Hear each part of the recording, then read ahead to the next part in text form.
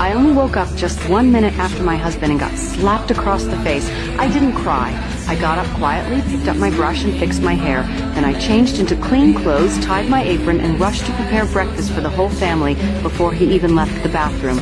Even when I tried my best to be the perfect wife, he always found something to scold me for. My daughter watched in silence, her eyes full of pain, but she couldn't help me. Her own life was a cage, too. He had forced her to drop out of school to work small jobs, while only our sons were allowed to study.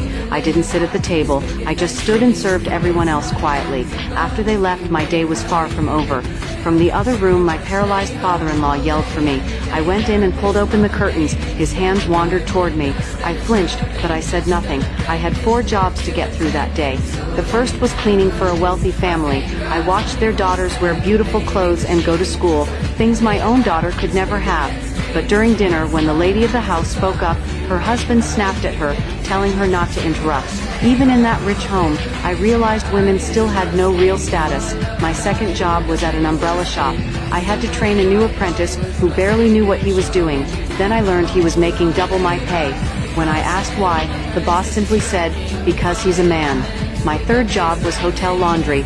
I scrubbed soaking wet sheets with my bare hands. There was no elevator for me. Guests could not be disturbed by the sight of a maid.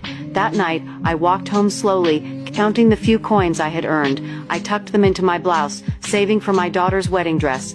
I knew I couldn't change my own fate. Got up and prepared dinner like nothing had happened. At the table, my son and daughter started bickering. I quickly gave them chocolate to lighten the mood. They cheered and grabbed for the treats, but my husband noticed. When he learned the chocolate came from an American soldier, his face twisted with rage. He hurled insults at me, louder and louder. My words meant nothing. When he placed his hands on his hips, I knew exactly what was coming. I gave my children a signal. They quietly left the room. We all knew the routine. The punches came first, then the kicks. My screams filled the house while my children trembled upstairs. I didn't fight back. I never dared. The neighbors never came to help. In our world, a husband beating his wife was as ordinary as dinner and sleep. When silence returned, the boys were already asleep.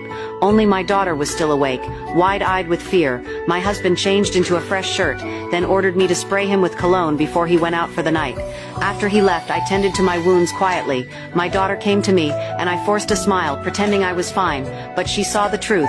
She hated her father for his cruelty, and she hated me for accepting it. She begged me to run away, but where could I go? How could I survive with nothing? That night, I opened the letter again. I read it slowly, word by word, and this time I made a decision. I was going to change my fate. I would attend the meeting where Italian women were voting for the very first time.